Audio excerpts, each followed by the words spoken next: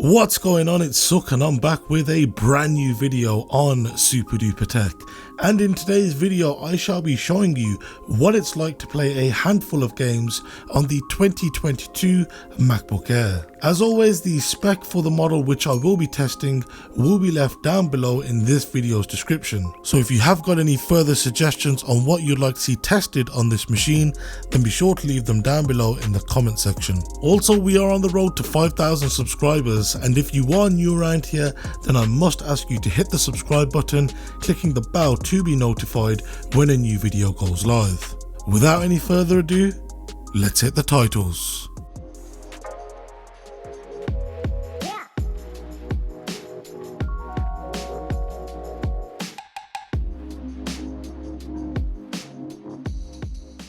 So firstly, let's get into talking about which games were played on this MacBook. So these games were Battlefield 5, Shadow of the Tomb Raider, Minecraft, GTA 5, League of Legends, CSGO, Firewatch, Hitman 2, and finally Fortnite. Starting off with the display's native resolution minus the menu bar and the notch space on top at 2560 by 1600, keeping the graphic settings to high, we can see that the games which performed the best here were Minecraft and League of Legends, both averaging 97 and 77 frames per second respectively.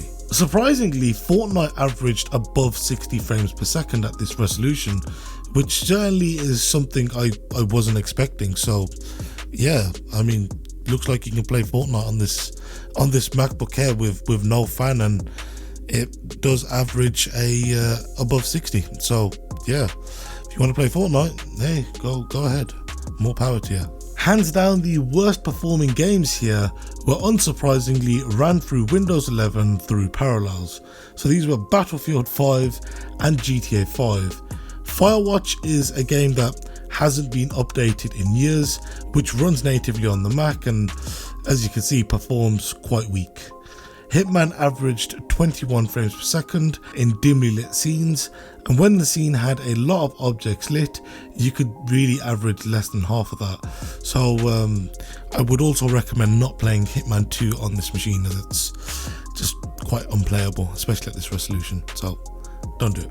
In totality, I wouldn't recommend playing either of these games unless it's Minecraft or League of Legends, especially at this resolution with these settings. Therefore, lowering the resolution to 1920 by 1200, it should yield better results. So let's take a look. I lowered to that resolution, and well, it didn't really make much of a difference, at least with some games. While Battlefield 5 had an almost doubling of its average frame rate from 5 to 9, Minecraft, League of Legends, Fortnite and CSGO now averaged above 60 frames per second, which is good and essentially maxes out this display's refresh rate. Hitman, Shadow of the Tomb Raider and GTA 5 were either close to or within that 30 to 40 frames per second average range, which, while it wasn't great considering that two of these games were being played through Parallels, wasn't exactly too bad.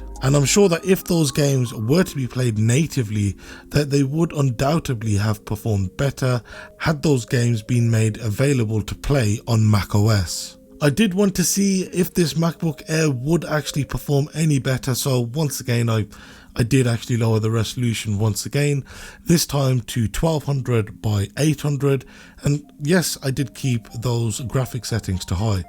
So yeah, we can see that the same games averaged once again above 60 frames per second. So realistically, you do not want to be lowering, to this kind of resolution, and those other games that didn't average 60 frames per second, you don't want to be playing them on this machine. You'll have a horrible time playing it, and it really isn't worth your while. I would strongly suggest probably getting on Apple Arcade and playing some of the games there. In fact, playing games on Apple Arcade on this MacBook Air is actually a lot more enjoyable than you would probably guess. So yeah, give that a try if you do need to play games on this MacBook Air. So it certainly is worth giving it a go. And you're probably typing a comment right now saying, why did you not lower the graphics settings? Of course, this MacBook Air was not going to be able to perform decently. To those people, I say you could clearly get higher frame rates if you lower the graphics settings. So this is just a kind of, if you lower the resolution, this is worst case scenario with high graphic settings, what you'd be looking at. But of course you could fine tune it, and most likely you might be able to squeeze on average maybe a few percentage more frames per second, I guess. But at the end of the day, this is more to show, you know, a worst case scenario. So, you know, so as it stands, yeah, this is what you're looking at. I hope that answers the question for that one person that's typing that question out. Minecraft, League of Legends, CSGO and Fortnite, which, if I'm being honest, due to the screen only being able to show a maximum of 60 frames per second.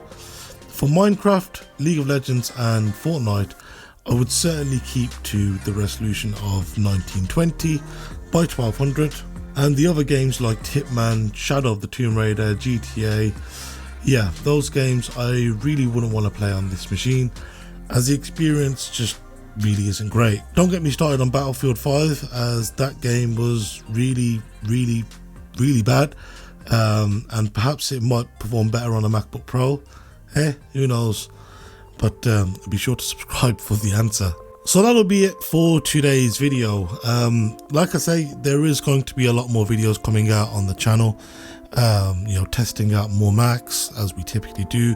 I will start to get some more Windows machines in. That'll be more, you know, summer months, going more towards the new year. But there is a hell of a lot more content planned for the channel. So yeah, if you want to be one of the first 5,000, you are new around here, you want to join me on this journey, then yeah, hit that subscribe button, because there is a lot more content to be made and it will be coming out very soon. If you want to see what videos I am working on next, then hell, make sure to follow me on Instagram and on Twitter. It's the best place to interact with me, as the comments can get quite busy at times, let's put it that way. If you liked the video, like the video. If you didn't, don't. Do what you need to do. Yeah, but yeah, thank you very much once again for watching today's video. Take care and have a good one.